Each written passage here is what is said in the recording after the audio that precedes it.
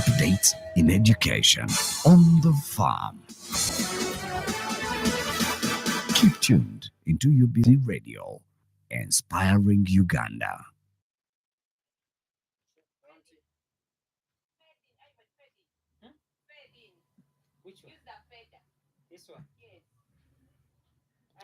Check 1 2.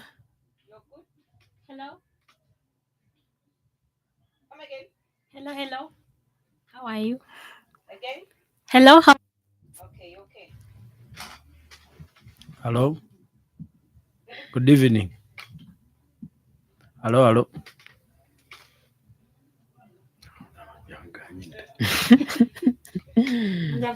Your comfortable position. Like this. Like that.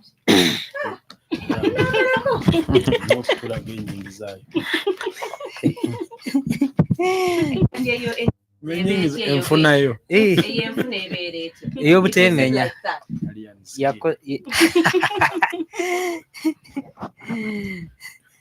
I've been seated the whole day. How about you stand? No, it's okay. I make the stand. No. Raise the stand. You stand. Talk right this. I hope I'm okay where I am. Where are you? You're okay. Where are you? Stay Okay. okay. What about me? Am I okay? Come again. Is that okay? Hey, your voice is very low. Yes, you have 2 microphones. He's tired.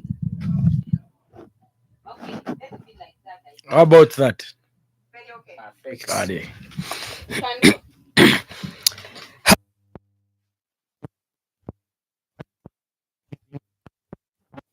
To contribute to your country's development as young people, and make sure that you put a brick to make sure that Uganda becomes better.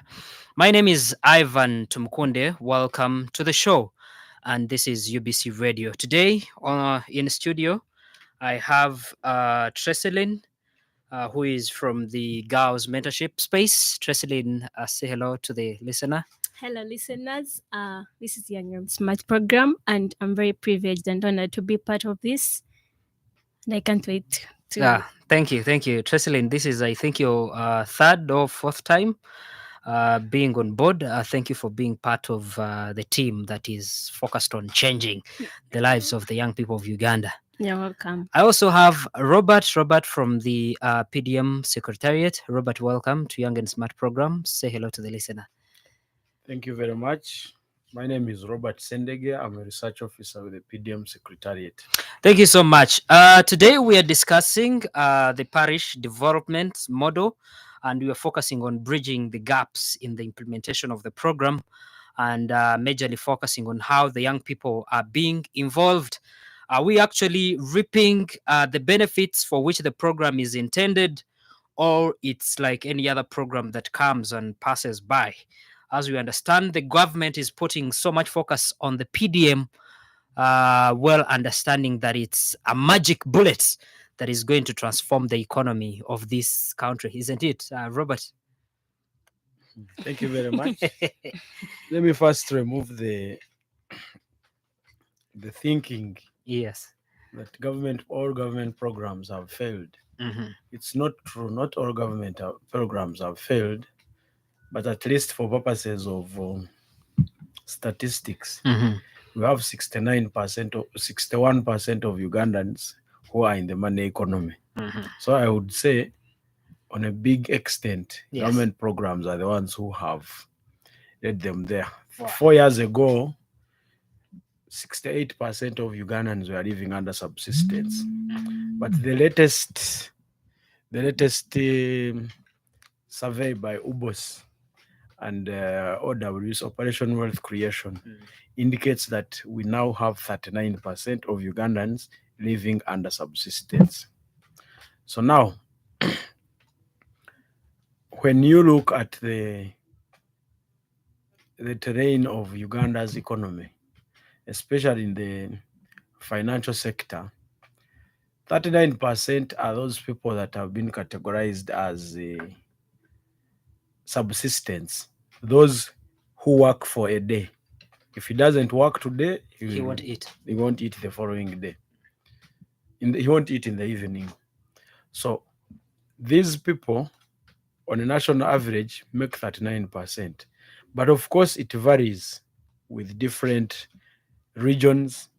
Definitely, even among districts, it varies, and even within the districts. That's why you So it find a varies. parish is 20% subsistence, another one is 80%. So 39% is just a national average. So in order to have the right beneficiaries, the 39%, we are supposed to do a rigorous data collection whereby you're profiling every household and profiling a parish. By profiling a household, you're recording the household head, the NIN number, what they own, number of children, wives, what the profile of the house, type of house, what amenities do they have in the house. And then when you're profiling the parish, you're looking at water bodies, a school somewhere, a health center, the profile general of the parish. So after getting this information, you're using artificial intelligence. I know I'm speaking to young people who are familiar with Sure. IT. Yeah. So the system that we are using has the capacity of saving and choose those who are living under subsistence and those who are not. Because UBOS, the entity, Uganda Bureau of Statistics, is the entity that is mandated by the constitution to collect data in the country. And therefore, it is this institution that gave us parameters that you use to determine who is living under subsistence and who is not. However, when we were doing data collection, the data collectors collected wrong data. Wow. They would come, and if you don't have, because you have heard this is a government program, you exaggerate. For example, they ask how much land do you have? I have 10 acres. Because if you say 10 acres, when they are bringing, they'll give you a lot. Wow. Then others who had would also write that they don't have. Do you have tapped water? And I don't have. Do you have electricity? Nothing. Do you have cows? No. So that he's categorized as someone who doesn't have. Then data collectors also, in some instances, would sit under a tree or a church or a mosque or anywhere in their convenience and start collecting data, forging data. And unfortunately, when you forge that data and you are entering it in the gadget, because it is georeferenced means that you can be able to know its GPS location. So you end up having 10 households in one location because someone just sat in one place and they corrected the GPS location of that place. So because of three different reasons, giving false data that you don't have, giving false data that you have, and also sitting in one place and compiling data. So once the system was instructed to select who is living under subsistence, that's why you have instances of saying the system selected the people who have and said they are left living out. under subsistence and left out those who don't have. Yes. Because those who don't have told lies that they have. Then those who have also told lies that they don't have. Okay? But again, we also have another system from Minister of Finance, the one that is supposed to pay. It's called the Financial Inclusion System. The one that collects data is called Parish Development Model Information System. Now, when you bring the system that is supposed to pay and it synchronizes with the PDMIS, FIS synchronizing with PDMIS, if you claimed that you don't have, yet you have, remember we capture your NIN. The FIS will be able to dig and find out that you have a TIN, there is a car registered in your number, you pay electricity bills, remember takes your NIN, Yes. water takes your NIN, your phone is registered with your NIN. They will see a lot of transactions of mobile money. They also see that you pay taxes, all this. So even you, although you told lies that you are living under subsistence, the system still refuses to give you money. That's why you have a problem of the system has refused to pay us.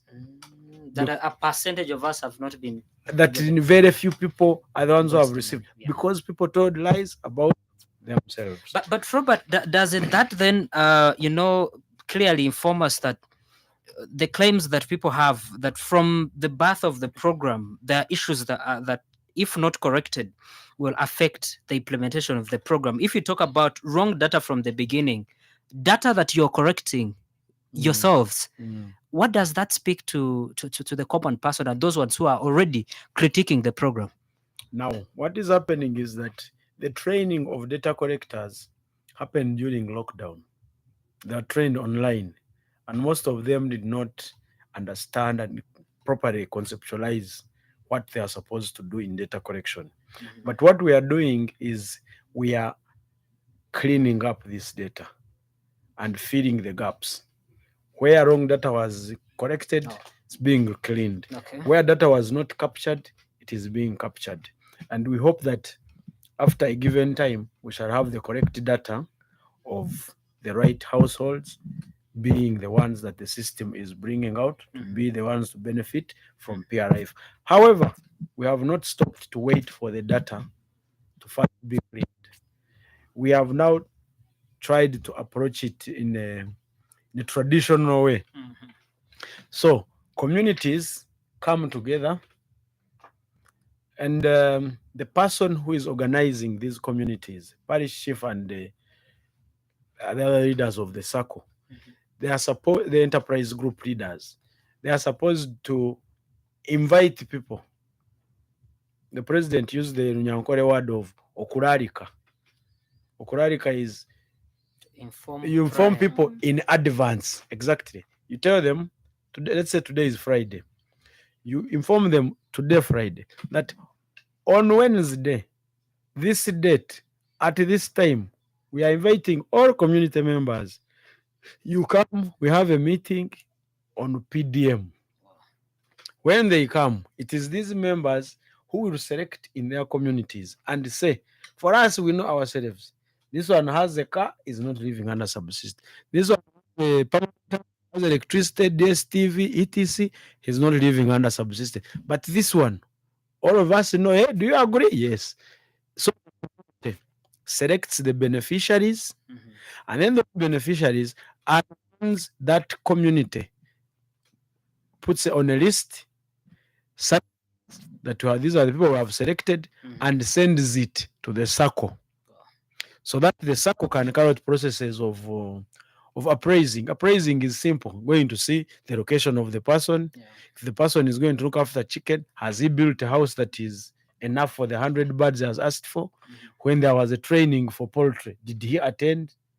So that you get an individual who is ready.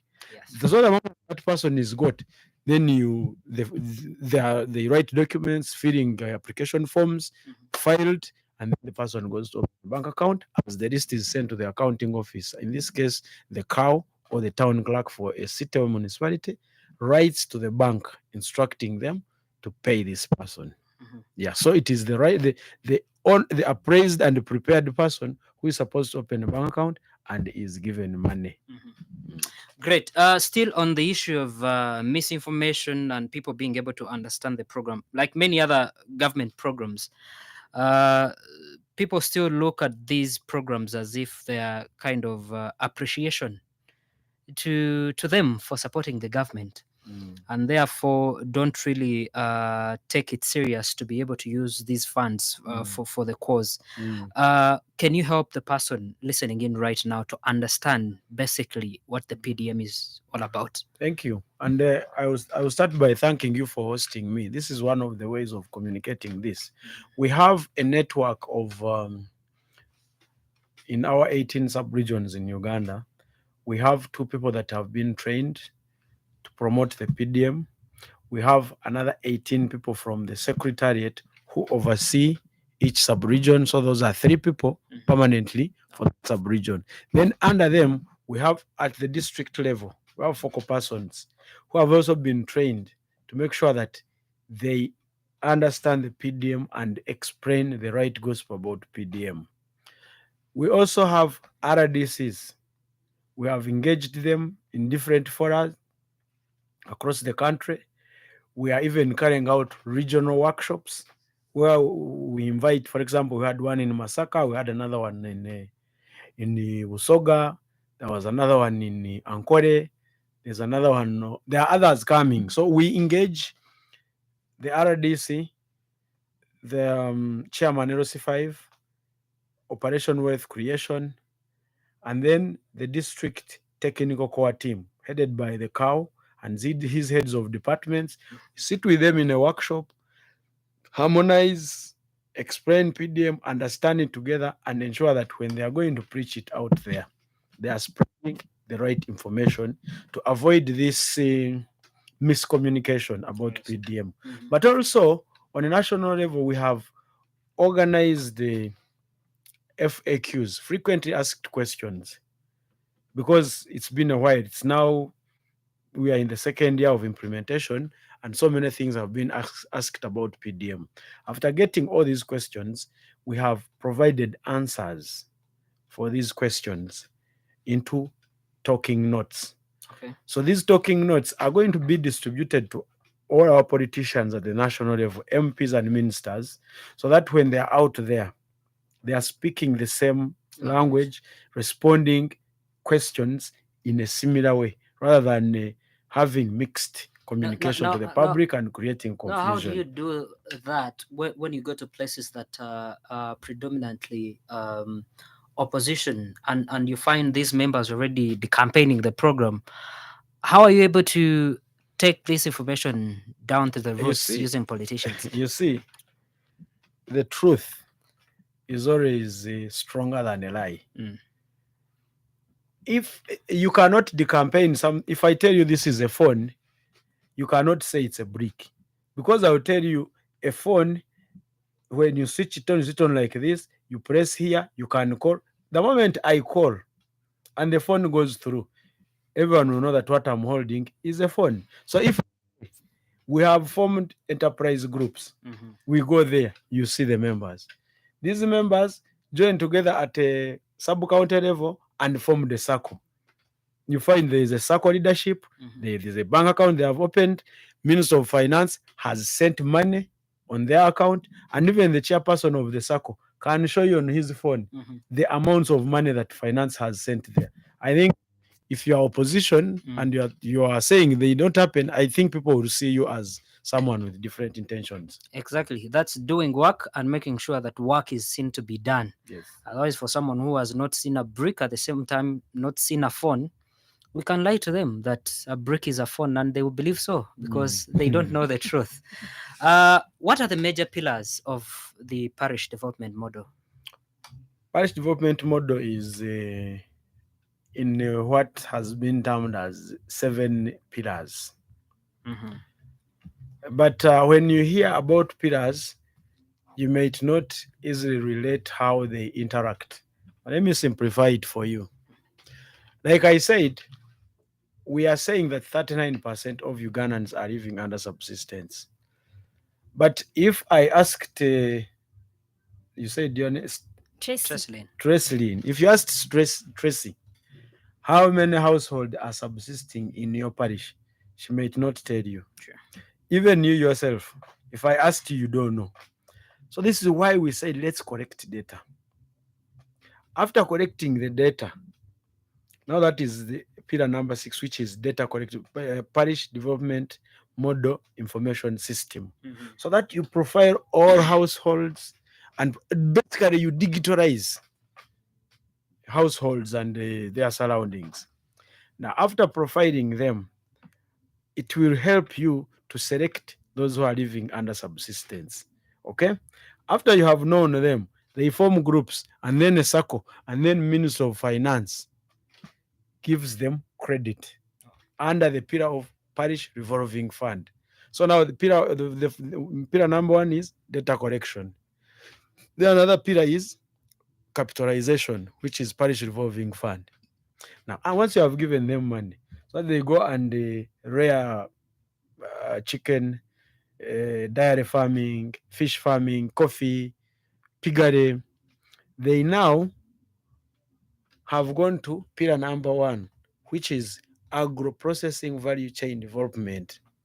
Now, you have given them money, so that someone can go and establish a fish pond.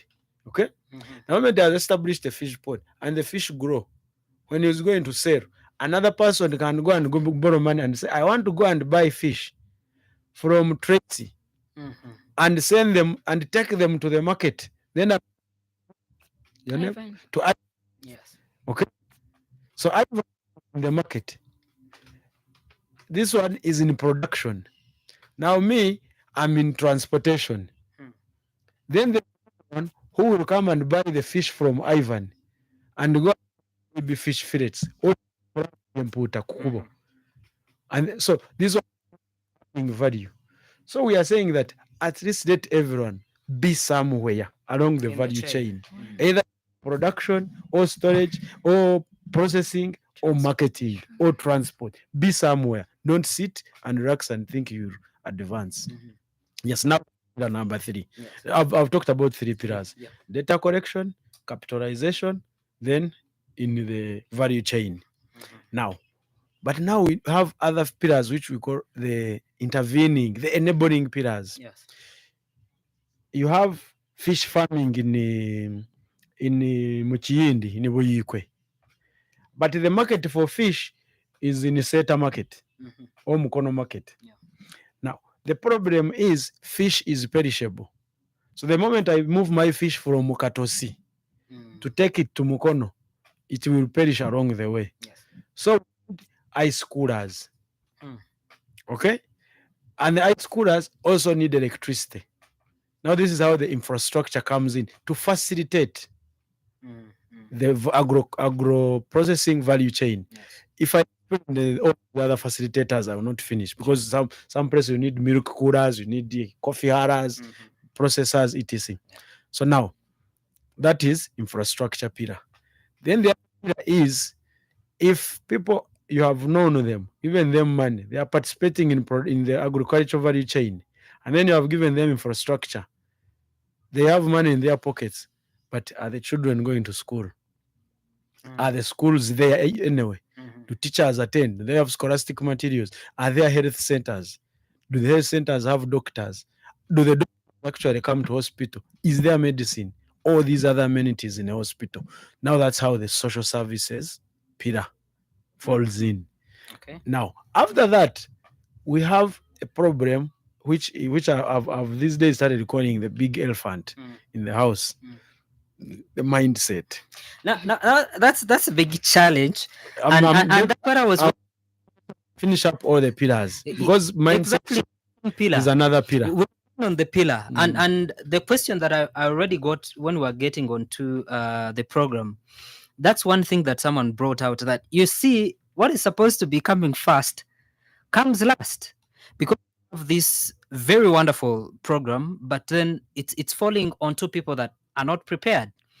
You want them to do agro processing and all that, but have you prepared their mindset? Because some of these things have been there. People are doing fish farming in the village, but their mindset is not open enough to empower them, for example, to do it on a commercial basis. People are not taking educating their children as that important. So some people think it would have been more prudent and important to start with what is priority mindset, and then bring the program when people are ready. The first pillar that was implemented was actually community mobilization and mindset change alongside governance and administration. Which we didn't see. Well, mindset change is a continuous process. Mhm. The president has talked on very many fora where he has been. He has talked about how the journey for socioeconomic transformation of the cattle keepers started in Mhm. the 1960s. Sure. To be specific, 1965. Him and his colleagues started encouraging those people to stop transhumance, nomadism. Mhm. They, sell their cows, have few breeds that can produce cattle. So it took this long because mindset, you are trying to reset a mind that has been set for over 50 years. For generations. For because now people talk about, for us in our since our great grandfathers, we cannot sleep in a iron sheet house. We cannot sell our cows. We cannot that mentality. So mindset has been there, it is still ongoing, but there are some who will, but the rate of adaptability varies. So mindset might not even be only on those people, on the community members that we think, but even here, top, there's a mindset where people think they should sit in Kampala and decide for people in Down on the ground, in the villages. Yeah. For example, you will sit here in Kampala and say you are going to allocate 100 million for every parish. But we have a parish in Kampala called Nakasero 1. It has State House, it has Sheraton, it has All Saints Church. How many people are living there under subsistence? You understand? Now, but in PDM, we are saying that thinking should change so that now it is the people down who should, because it becomes a bottom up approach. Yeah. So that you say, for us, people in Chiyindi, in Buyikwe, what we need are coolers for the fish we get from the lake or in Katosi. Yes. Then another group of people in Nakasero here will say, for us, what we need are street lights and the patrols, security passing there, not a primary school. So that approach becomes more relevant, and it is these inputs by the parish development committees that we think should be informing the district planning, so that the district plans for what is needed in their parish. Oh, Murago parish, does it need a hospital? That brings me the question of how you're engaging, young people in the urban setting. The fact that they look at this program want to be majorly for people in the rural areas, and some actually think that PDM is for farming. They haven't really gotten to know the whole value chain. So when you talk about PDM, someone says, but me, I don't want to go and do farming. What are you talking about? So how are you engaging the young people in the urban setting? Thank you very much. PDM is not in the rural areas, it is across the country. That's one. Though even the money for PDM, 30% is supposed to go to the youth. 3, even the committee at the parish, among the interest groups, youth are also represented. So youth are highly involved. Now, about the urban and the rural settings and whether a youth wants to participate in agriculture or not, we need to appreciate that about 70% of Ugandans, directly benefit from agriculture. But if you go indirectly, almost even 100%. Okay? But being in agriculture does not mean you are in the garden. Okay? Now, if you don't want to go to the garden, and Ivan has a farm of coffee, Yes. you participate in the transportation of the coffee to the Hara, or you join and you do the herding, you add value to what has come out of the garden. Alternatively, if there are people who are looking after poultry in your area, you do animal feeds, the chicken feeds, the chachu.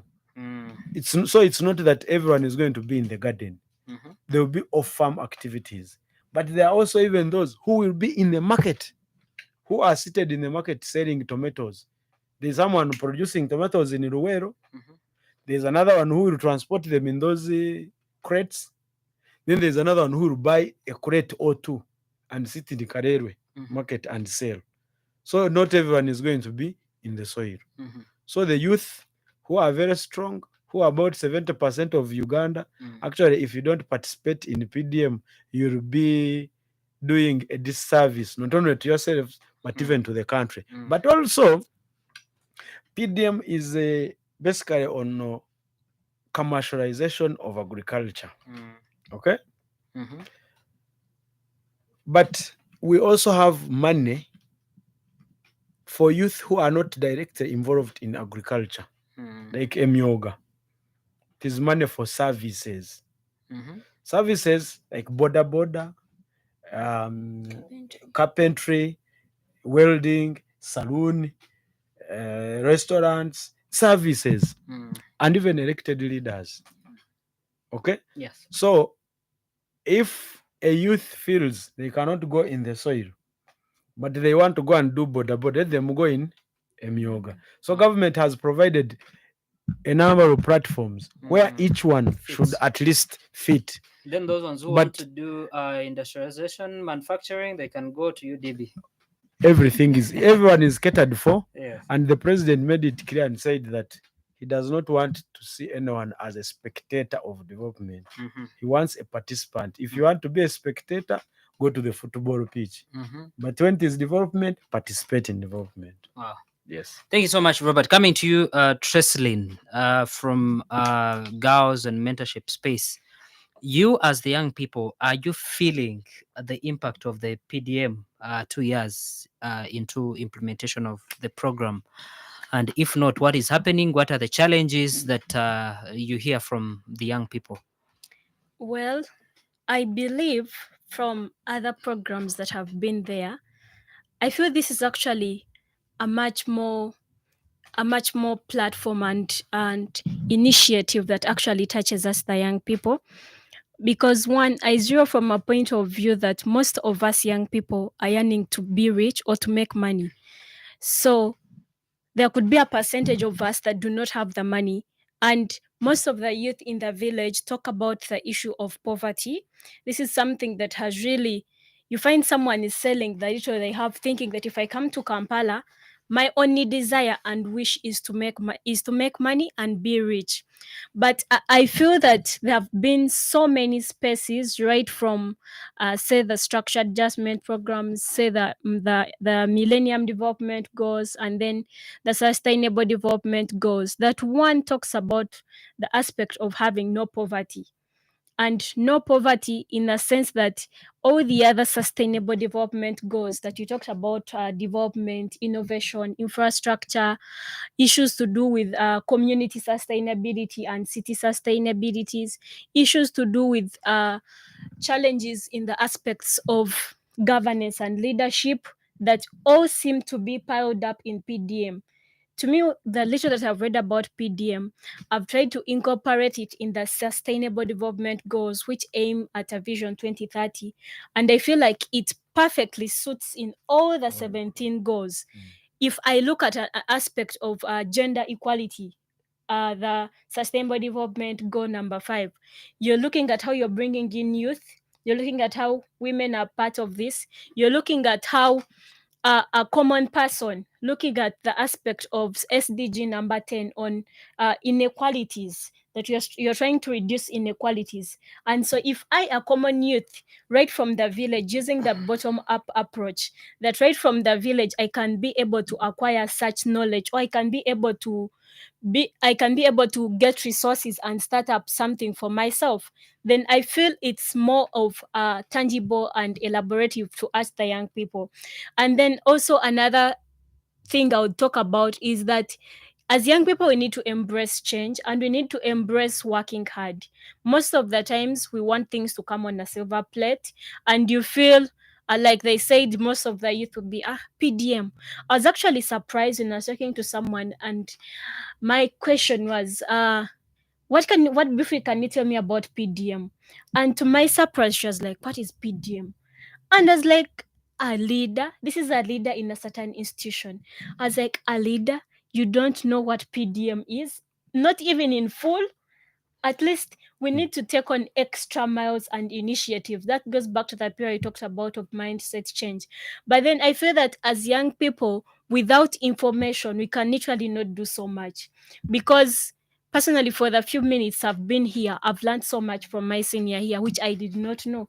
So it has triggered me that much as I think I could know something about this aspect, I need to go extra miles and get to know what actually is the in-depth of this. And then one of my mentors usually says that as a leader, or you do not need to only zero on the field that you feel you're comfortable with. For example, I'm a law student. I shouldn't think that because I'm a law student, all I need to know about is in respect of what are the laws, legal reforms, such spaces. So if I take on more initiatives and mantles to know what are the government programs, what is climate action, what is taking place in the industrial sector, what is in the manifesto, say, of the NRM, and then what does Vision 2060 say, or what does Vision 40 say? So these are things that we need to interest ourselves with, because poverty eradication is the main issue we are talking about. We are talking about how do I skip from being poorest to somewhere maybe middle income. How can I be able to improve my standard of living as an individual? The government, yes, is doing its part, but even us as young people, we definitely have to do our part. Even society itself. That is why that when you look at, say, the development sustainable goals, goal 17 talks about partnerships, and goal 16 talks about institutions and security and governance. So how best am I going to pattern with my fellow youth? Sometimes we think to cause change we must have finances, but believe me, we have very many of these youth on spaces, Twitter spaces. Say, Twitter of recent is actually taking shape. I don't know if it is one of the ways we can appreciate the idea that came in with COVID, because that is when we realized that I cannot be at home the whole day. So what was the way forward of communicating? People started creating Twitter spaces, people started creating, TikTok videos as a way of passing time, but eventually we have seen it to be a marketing space for the young people. So if we, the young people, are able to use such spaces, it doesn't take a lot of data. These are spaces where you can just share a link and people will join in and listen. But the mindset now is that the young people now are positioned in a way that they feel, me as Tracy, if I'm not given data refund, I cannot join such a space. That is for your own benefit. The But information you're yes, getting, the knowledge yes, is going to benefit you for centuries. yeah. So we tend to take things for granted, but yet expect to be the best in that, say. My really, really, really submission and humble guidance is that let's read about certain things. You might not know so much, but at least have an idea. You are a youth leader. For example, I'm a youth leader from Busheng district, and someone would say, "Tracy, what's PDM?" And you literally don't know what exactly. You don't even know PDM in full. It really hurts the people that we are leading, because these are people that entrust us with power, and they entrust us that maybe the further you can get, if you're able to listen to those people that speak English. Some of them don't know the languages. Some of them don't have opportunities maybe to come to such a radio station and be able to give in their views. So if as a young person, you who is able to approach or to reach out in those spaces, can you be my voice? And the information that you get there, can you be able to take it back to the communities down? It doesn't cost so much. It could even be, for example, from this conversation, it can even be, something like a voice note in my local language, which I can share on a platform of young people. Mm-hmm. Let's drain away from having conversations that zero around on what is trending, what is on now, what can get me followers, who do I follow, what is in the music industry. Just being influencers. If you are in the music industry, you cannot fail to you can also have an influence in PDM. Mm-hmm. You see, we've had songs, very weird Exactly. songs that have no message, but the songs have been hits and fire. If you can influence for 50,000, then you can be able to influence for the whole of your village to get information that is going to transform them financially and socially. Exactly. Can we think of how creative the information as young people, how best would want it to be packaged? Can we package it that same way?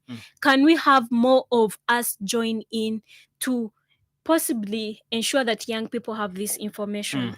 Lack of information is the biggest challenge that we have, because you invite me for a show, most of the times people will not show up, not because they cannot speak, but because they don't have information. Mhm. But the moment you get information, it builds your confidence and it helps society outside believe in you. And then you're also being impactful by taking back that information. And you can empower them better. Exactly. Thank you so much, Treslin. You're still listening in to the Young and Smart program, and we're discussing the parish development model, being able to bridge the gaps that are in there. How can you get involved as the young person, and how can you be transformed by this program? We go in for a short break. We'll be right back. Okay. It's okay, you can talk because we shall edit. Yeah, it's fine. If you have something specific that you would want me to ask you, you can give it to me because we'll come in for this segment and we finish. So if you... Hi, Jacob. Hello. Hi. Hi. Are you in a quiet place? Oh, okay. I'm about to stand up. Okay, you can get where it's a bit quiet, and then I engage you. Okay, but it's not. I'm still in traffic. But I can hear you well now. Okay. So we can utilize the 5 minutes, huh? Okay. Okay, Kale, thank you. We are good, Robert? We are good? I'm always ready. Welcome back. You're still listening to the Young Smart Pro. And today we are discussing the parish development model and looking at how we can be able to bridge the gaps in the implementation of the program and focusing on the disbursement of funds. And today in the studio, I have Robert from the PDM Secretariat. I have Treslin from Girls and Mentorship Space. But also now on phone call, I have Jacob Eyeru from the National Youth Council. Jacob, what smart program? Thank you. It's a pleasure to be with you. Yes, Jacob, kindly help us understand how the National Youth Council is engaging the young people to make sure that they understand this program of parish development model and making sure that they are able to benefit, and what challenges that the young you represent are facing in as far as this program is concerned. Well, first and foremost, the National Youth Council, as you're aware, is represented in the parish development model structure at the parish committee level, where the parish youth council chairperson sits on the parish committee. And the National Youth Council utilizes that to be able to engage youth at the parish level on the goings on within the parish development model. Mm-hmm. So in terms of structural presence, we are very much embedded. It took some advocacy, but it eventually happened. So the young people are represented in the parish development model where it matters the most, the parish committee. Secondly, we have been having campaigns, and we're still going on with campaigns of knowledge sharing, but also fact checking young people across the country with spot fact checking to find out whether they know about the parish development model and they are ready to benefit from it. Of course, initially the model had challenges at implementation with conflicting information, but as the information stabilized, we are able now to know what exactly to be telling young people on how they can engage and where they can engage. And we are more than happy to that the model is now gaining traction and similarity in terms of the information sent out by various players with regard to the model. So we are more than happy to engage. Okay. What are some of the challenges from the feedback that you get from the youth? What are the challenges that they are facing in as far as utilizing this program? Well, the first challenge itself is in where to access the program. Initially, the logic was that as long as you go to an LOC2 chairman, then you have reached the point of the parish development model and you should get all the information. Mm-hmm. But with the disbursements of last financial year being phased and not being utilized as they came in, because in the last financial year, government had promised to, in the financial services pillar, government had committed to giving 100 million per parish. But what happened is that that money came piecemeal until the final quarter of the financial year. And then it is at the final quarter of the financial year that most of the districts were able to get the entire allocation. Now, in that time, people kept going to the leaders at the parish level and asking questions. And in that time, there was a bit of a lag in terms of information clarity, and that was the first challenge that really young people faced. The second challenge was on the clarity of allocation. As you are aware, the National Youth Council has been on a campaign to ensure that 30% of all the funds are reserved for young people. But not everyone agreed with us. Some people felt that no, 30% of enterprise allocation should be the one for young people and not necessarily the money. And so this lack of agreement caused some confusion. Our position was held very strongly, but it was not an agreement that everyone shared. And so that created some challenges when it came to how young people interacted with the program. Then finally, the other challenge that I found common among the young people is that they feel the parish development model is only about money, and yet the parish development model, yes, it aims at increasing incomes for people, but it is not merely about incomes. And the spectrum of the pillars of the parish development model has not been shared with young people enough for them to appreciate. So I think there's still some work there in the information gap on knowledge of the parish development model. What is it about? What does it cover? Because right now people are simply asking, how do I get involved? And usually that simply means, how do I get money? Which is just one of the pillars, which is the financial services. Thank you. Yes, Jacob, as I let you go, any questions you would like to put forward to Robert from the Secretariat of Parish Development Model? Yes, I think there's just one question. If I'm a young person and I am in my parish and I've heard about the parish development model, walk the young people through how, when you wake up today and you want to get involved, you start and go and get involved and get successfully involved. That process needs to be a simple step-by-step understanding, which is one of the challenges that we've been having. That it seems like we have a lot of explaining of what people have to do, and there is no clear walk here, get this, you require this, you will get this much, and you will be benefiting from the parish model. Please walk them through that. So that it's a 5-6 simple step follow through that we can also publicize, and it becomes a step-by-step process to benefiting from the parish development model. Thank you. Thank you so much, Jacob, for speaking to us. Jacob is the chairperson of the National Youth Council. Thank you so much, Jacob. Anytime, you're welcome. Okay. That is Jacob Eyeru from the National Youth Council. Robert, if you can kindly first respond to some of those observations and questions from Jacob. Jacob, let me start with the last one. The question, the one he said is the question he wants to ask. Now, the problem we have had is whenever people are invited to come and listen to government programs, the first thing they ask is their allowance. People don't want to come.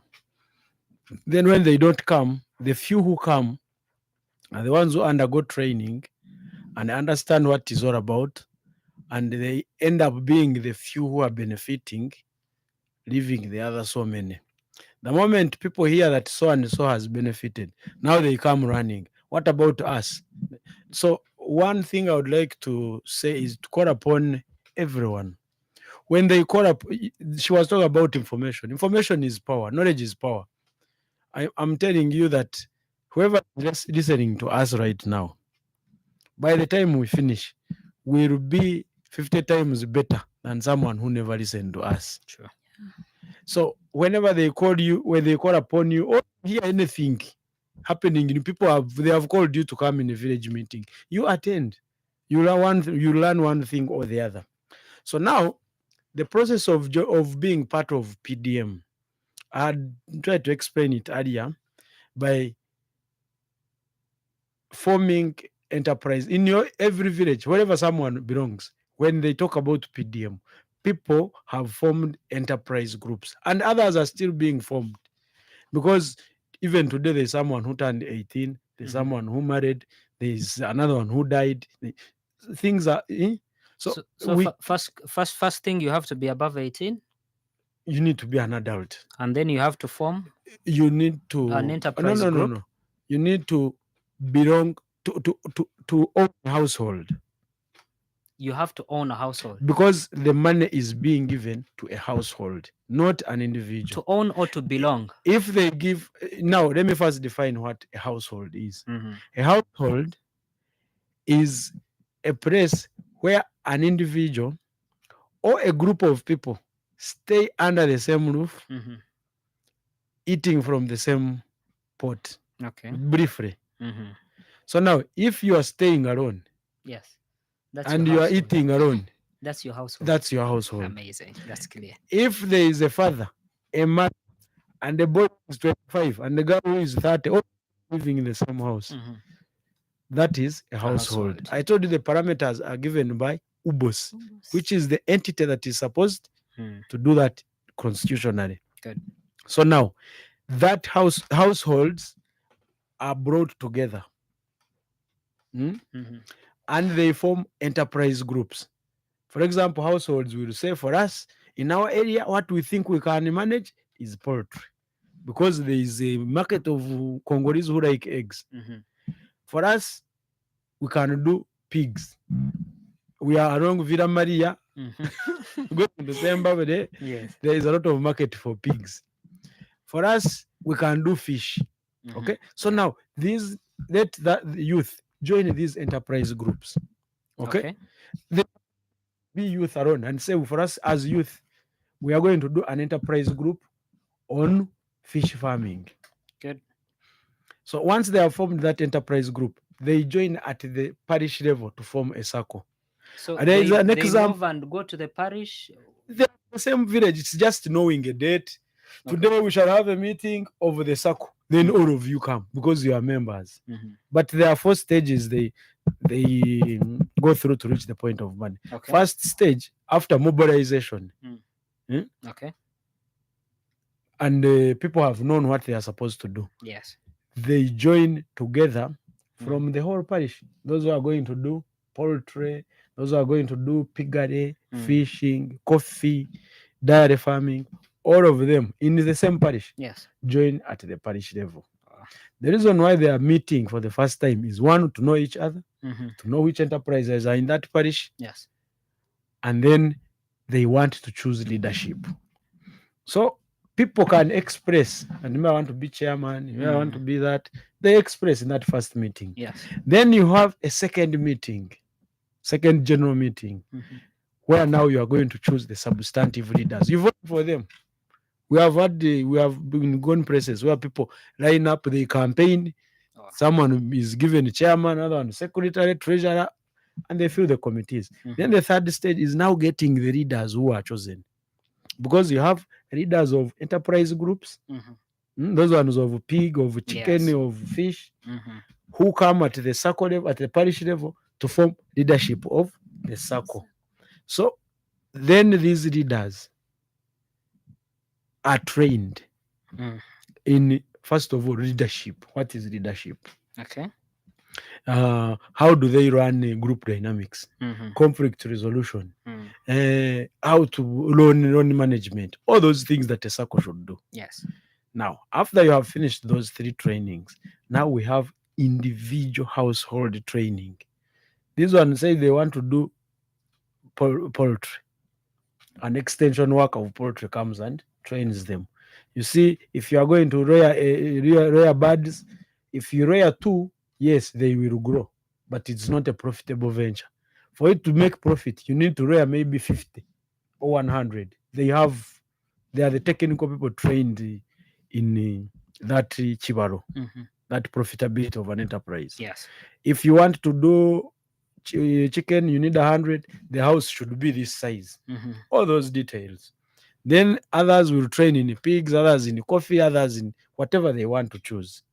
The moment they are trained, it is now these ones whom you start selecting who is living under subsidy using the other village meetings that I mentioned. Yes, yes. Because we don't want someone who is benefiting from Emyoga To come and again also benefit from PDM. or someone who is being chased by a bank to come and borrow from From the PDM circle. and go and pay the bank. the bank. Yeah. You understand?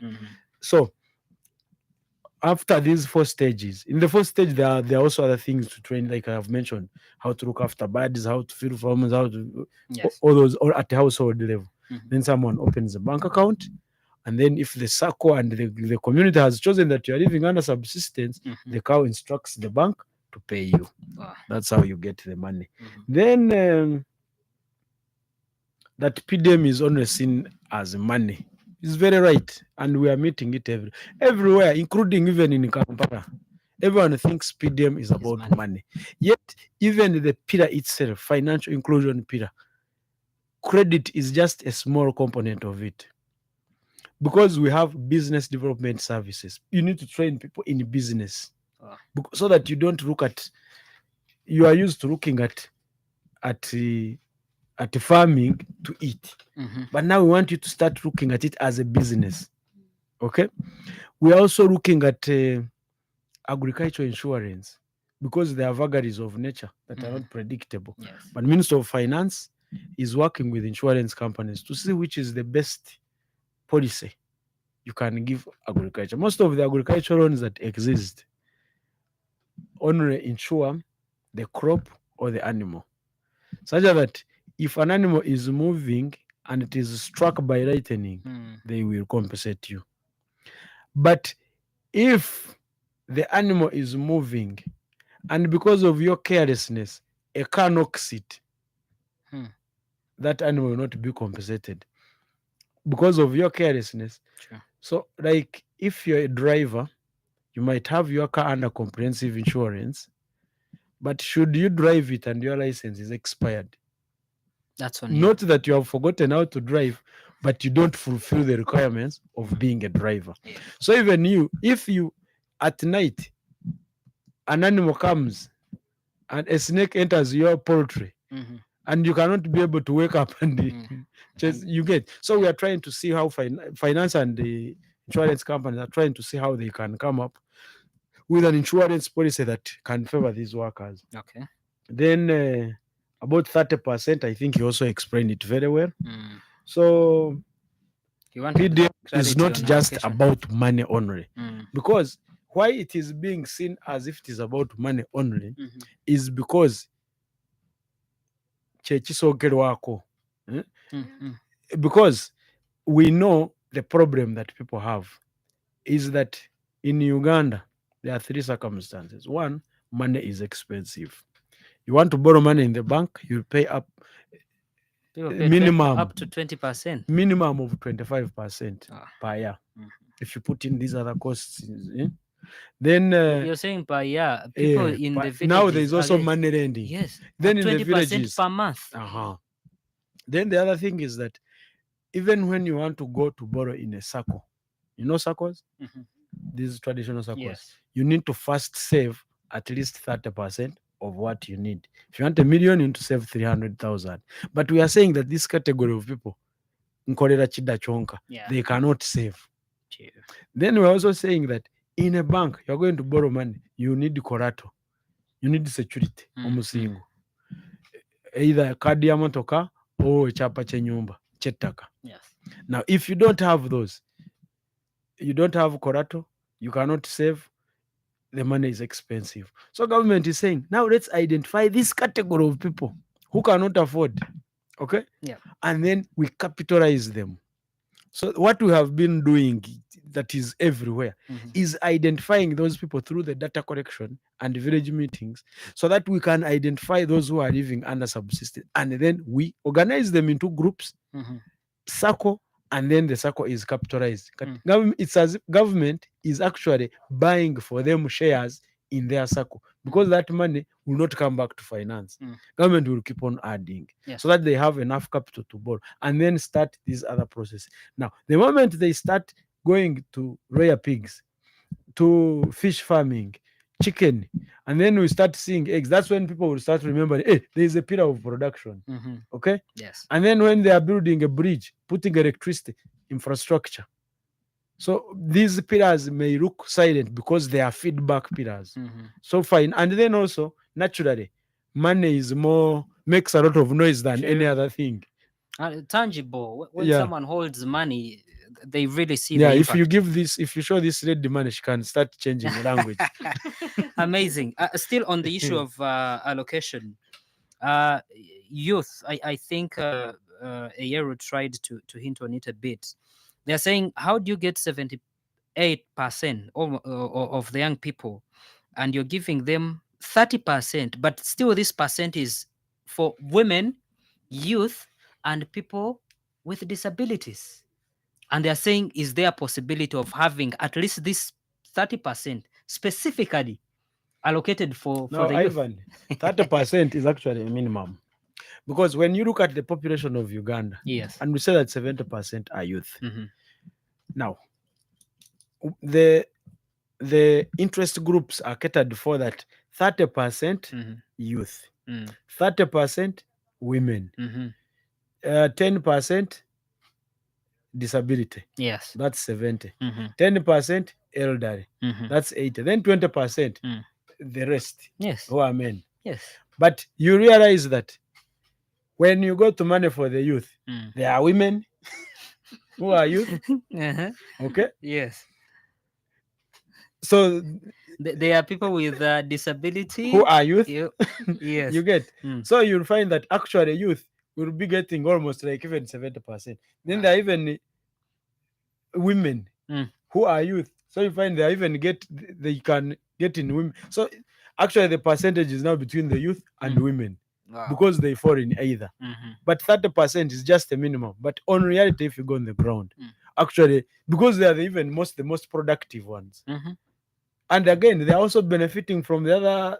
That's why I mentioned the Myoga. Yes. Most of them are also youth. Mhm. So, but the youth that are being catered for under PDM are those who have failed to benefit Wow. from other programs. Mhm. So about the 30%, chairman should not I- be worried. I They are hope- very well catered for. I hope that it's is. them who don't want to benefit. Hopefully that is well understood. Coming to the issue of disbursement of the funds, one, if the focus at the moment is on agriculture, we understand agriculture is seasonal in Uganda.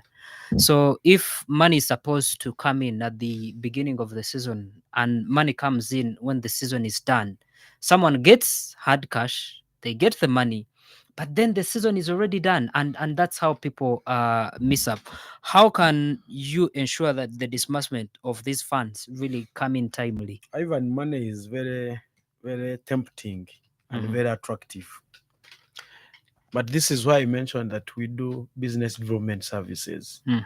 These extension workers are supposed to train so that someone, and then she talked about mindset, and we Yes. also talked about it. Mhm.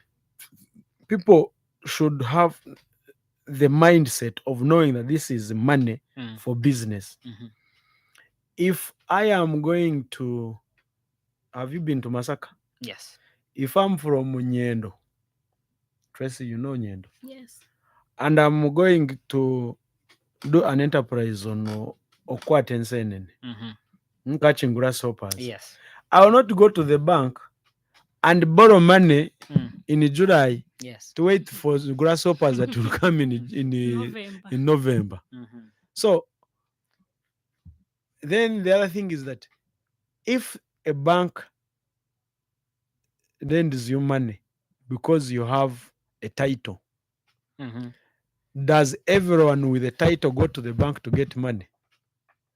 But if I come No. First, does everyone with a title go to the bank to get money? Definitely not. No. So you only go to the bank to get money when you want to use it. So the money is on their account, which is the circle. It is not going anywhere. It is not going back to finance. People should get money when they are going to immediately deploy it in the productive activity they are going to do. That's Someone the will challenge. not keep money in their house when the child is sick. And now the control mechanism is we have guaranteeing, group guaranteeing. She's not going to stand surety for you to borrow money when she knows you're going to use plant in November. No, that's the Because challenge. because if you don't pay it back, she will not borrow. She's also liable. Absolutely. No, well understood, Robert. The issue is I have applied. I know this is the season for planting, and I want actually to go and plant. People know that actually I've already cleared. And you my have gone land. through all the processes. I've gone through all the processes. I have applied to get the money, but the money delays to come, and it comes. Delay. But money is there. But it has been happening. It's a complaint. People are being prepared. You see, people are complaining. But Ivan, I will tell you that there are circle accounts which have money that was sent in 2021, 2022. I want to give you an example. We are now in the second year. Money has been on the account. So someone to come and explain that money was not there. Money was not there. That's why I didn't receive it. Actually, we need to ask them why. Let them ask their extension workers at the district and the commercial. The people are supposed to train them to enable them access that money. Why haven't they done it? But in an instance, for example, where the parishes were supposed to be receiving 100 million and they received money in portions, there are people who had already applied, meaning those ones didn't now get you are the going money. to make me sound like a politician. If they received money in portions, yes, was there an incident where they consumed the 25 and then the 26? If they sent, because they were sending 25 million. Yes. Now they sent 25 million. Was there an incident where they prepared 30 households and they give $1 million to the 25 and the 5 and the other ones failed never to get? fika? Yes. Are they there? Yes. They are not there. But that's a complaint that some This people is are just getting. a blanket complaint. You go to the ground. It's not true. Amazing. Another thing that you put across was that one, the focus is right now getting people out of subsistence farming, and the criteria of selecting people, let's say by the leaders, is that one, you should be in subsistence. Not the leaders. They are selected by the community members. Exactly. Oh, members of the group. They are the ones who start saying, that one, no, this one, yes. Not the leaders. Not the leaders hand picking. Exactly. So for an instance where, yes, there are those people who are doing fish farming, and for us, we want to invest in the coolers, or I want to invest in the transportation. I'm not going to be that poor person. Definitely, I have money. I have transactions that have been going in the bank. So if I'm sidelined just because I have those transactions, but I want to invest in the other value chain of the PDM, how do I go about that? We are about to take a center order. Now, government is trying to create a critical mass of production. Yes. If you know that in this area, they used to produce, let's say, 100 bags of coffee. But now with PDM intervention, they are producing 5,000 bags of coffee. Yes. Then as an investor, this is an opportunity for you to go to UDB. They give you money to invest in the processor. But UDB is also telling you that you're not big enough to be able to borrow the big money. UDB borrows is up to 10 billion plus. 10 billion. The president told you in Kororo that those who want more than 1 million go to UDB. Or even other banks. Or they go to the microfinance support center. We are Bank of microfinance, commercial banks. Yeah. Tresselin, coming to you, how do you think as young people we can position ourselves right and actually be prepared to benefit from the parish development model? As the young people, I've already talked about it, is that we need to have information, because this is the main ground for us to dig into and be beneficiaries of this. And then secondly, let's try to, those who have information, let's try to disperse it down in communities, because you might think that today you don't need it, but someone in the village might need it. And then also, one thing I maybe wanted to ask is that how best are those students maybe in universities incorporated into the system of PDM in terms of maybe production, if I may call it production, because we've already seen on the consumption part of it, we can come in, I could buy eggs in Chikoni, I could buy some chips, which is as a result of someone in the village planting. Or even make chips. Yes, exactly. Or even make Don't them. buy for Yeah. Yeah, eating. yeah, surely. Or even make them. So I just needed some clarity on that from our How senior. students are being involved? Yes. Is there a way students are being involved in the PDM? You see, we are focusing at socio-economic transformation of the household. And globally, a student is still under a household of someone else. However, if someone wants to work, you cannot stop them from working. Where they stay, if they can identify it as an individual household, Yes. you can join that enterprise group in your area. Yes. Okay. Oh, thank you about that. And then I think as the young people, most of the things we can do is advocacy, and so we need to appreciate this fact of advocacy. Let's not think of how am I going to stage a war, or how am I going to riot about ECOP that we even have no information about. Let's think of things that are really going to build us and nurture us. But then most importantly, if my father is part of an enterprise in the village, like you said, then I believe the money he's making would actually be the same money I'm using to have my supper in Chikoni. So when you explained, I got that point very well, and I appreciate that. And then lastly, I would say that as the young people, we need to take up spaces and leadership, because without leadership, you're not influenced most of the times. And then one of the challenge I realized is that some people tend to politicize this, and then the tendencies of bias comes in. So you find someone is like, that one is for NRM, but you talked about it, and I appreciate that. So regardless of our diversities, we need to appreciate the fact that as young people, we can actually coexist. We can actually co-create, and we can actually co-work together. That you don't have to underlook someone because you think this one is doing something in the village. Today you're in a classroom seated, and the towels that you're putting your shoes on are being made by someone, maybe in Kabiramaido, in the village. Someone getting clay, getting whatever they are using. So everyone in this community has a role, and everyone in this community deserves to be, appreciated. Because you're here doesn't mean that your lunch was guaranteed, but because someone is in the village, you last Doing went there. farming. You last went there 10 years.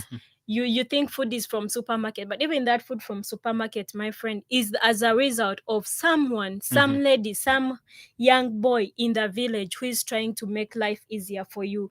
You might have the money, but you might not have the crops, or you might not have the produce. But if someone comes in, then support them, and we are able to grow together and transform society, and then also fight this disease called poverty. Thank you so much, Tresleen. As we come near to the close, Robert, on the issue of monitoring and supervision of these programs, how should the youth out there in the communities who are in those circles make sure that their money is guarded and protected? Thank you very much, Ivan.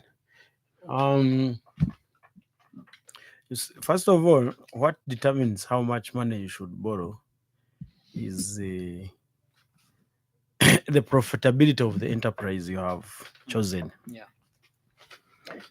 If, say, you want to, let me use poultry to avoid some sentiments.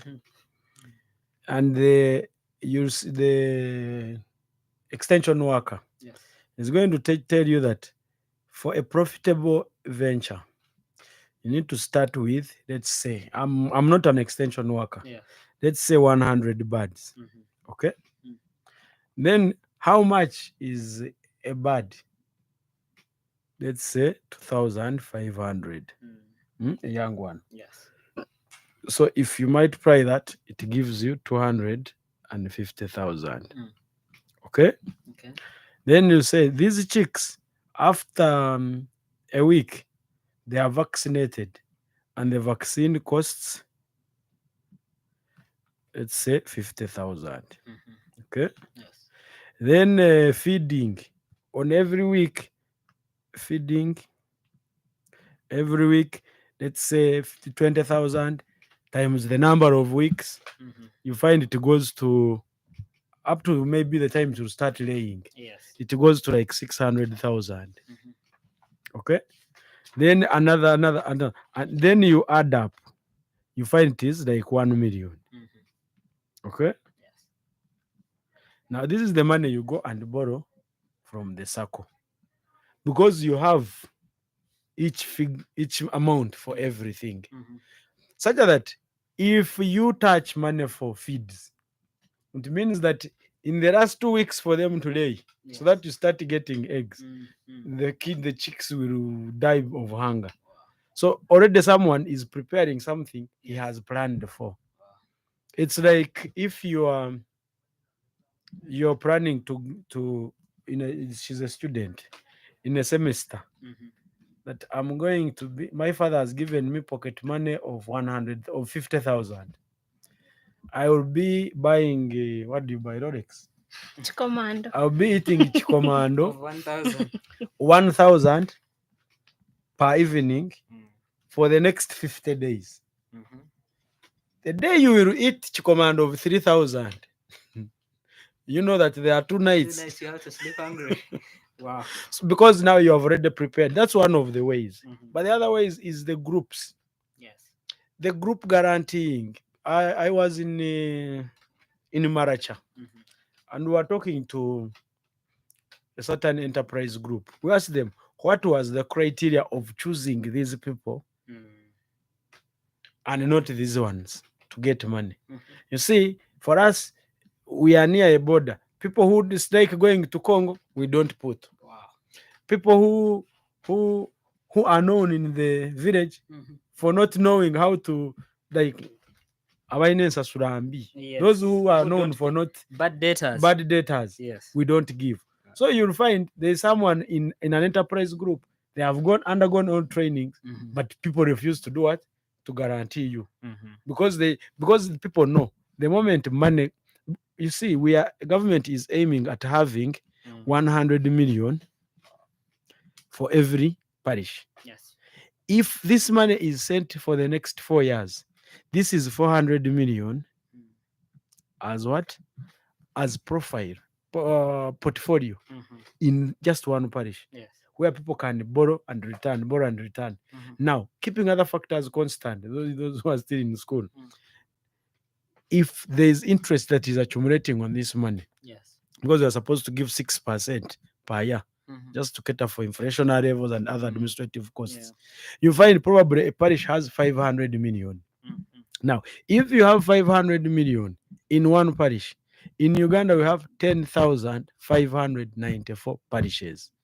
That gives you about 5 trillion in these village banks. Wow. One PDM bank in the Mhm. whole of Uganda with branches Wow. in every parish. So it becomes easy for someone to go and borrow Mm. than with at 6% without going through these formalities of banks. Yes. Because if anything, the bank already has the person's profile. Mhm. So the only thing you need is members guaranteeing you, and they And give you you get the money, money. and it goes to your account. The other thing we are doing to reduce on there's a problem we have faced of access to the money. Yes. Those who did I tell you that government has sent all the money apart from 9 parishes in the whole No, country? you didn't say that. So, Out of one 10,594 mm. parishes, Mhm. only 9. Wow. The rest have All of them have gotten 100 their million. millions. Yes, they have 100 million. Kudos. Of course, different circles at different levels. Mhm. Some have given people, Yeah. range. Some have given up to even 5,000 households Yeah. receiving up to 1 million. Wow. Others have given 100. So there are a number of people who are access. Even today as we talk, if you went and sat on the PDMI's dashboard, you will see people being paid. Wow. You can see it from Kampala. Oh. So and so has been paid from Bushenyi, which parish?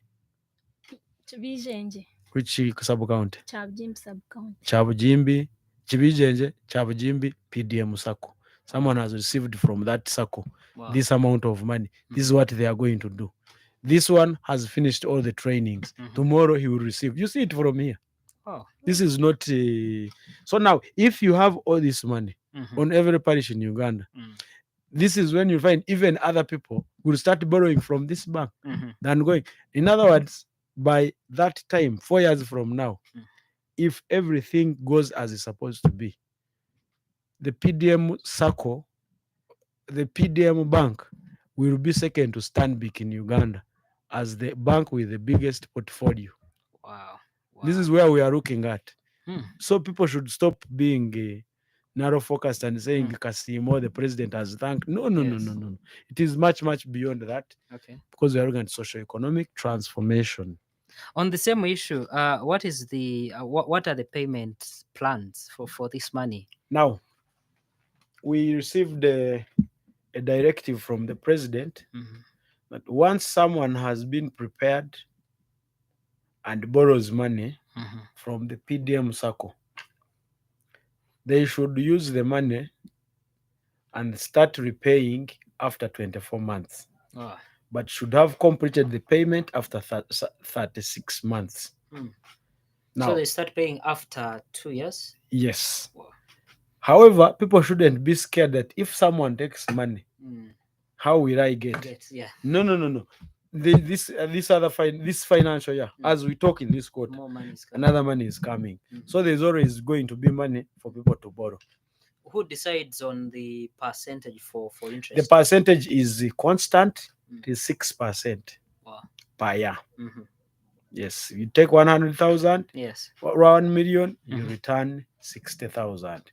And then the repayment, the individual can choose either to pay at once after 24 months, or they are given a payment schedule of up to the 36th month. To make 36 months. Yes. And then the money should have finished. They should have paid everything. 36 months is inclusive of the 24. Yes. Oh, the loan runs for 36 months. Okay. What is my role as a youth out there in the village in making sure that the PDM is a success? Now, the youth are the leaders of tomorrow. Of today. Of We no longer have today. to be the leaders of tomorrow. We are leading today. You are leading today. If I can be able to borrow money, then I'm leading. Now, as a youth and a responsible person, you should know why you are living. What is your aim in life? Are you just passing through, then you die, then we forget you? Yeah. You need to have an ideology, okay? What you believe in. Yes. After knowing what you believe in, you need to have a strategy, and then a plan of how to execute Your strategy. that strategy. Yes. So now, if you don't have a plan, you will not see that there's anything beneficial in this man of PDM. But if you have a plan, the strategy should be organize your fellow youth and execute that plan, and you reach where you want to go. Wow. Amazing. Thank you so much, Robert. Tresselyn, any last remarks? My last remarks would be that we all have a role to play in this because it benefits all of us. If we are looking at socio-economic transformation, then it starts with you. Don't think that Ivan seated in Kampala in UBC studios is the only person responsible for this, or is the only person that probably can improve himself because maybe he earns a living. Even within the little or the least means that we have, we can be better and we can create a transformed society. Thank you. Thank you so much, Tresselyn. And today we have been discussing the parish development model looking at the gaps that need to be fixed to have this program a success. Thank you so much for listening in to UBC Radio. And this has been the Young and Smart program with me, Ivan Tumukunde. Make sure that you listen in to this program every Saturday at 3 to 5 p.m. and again on Sundays at 10:15 p.m. Make sure that you catch the show to make sure that we transform Uganda together. I thank you so much for listening in. See you next time. Jesus Christ is my savior, the one and only my defender, my hero, my protector.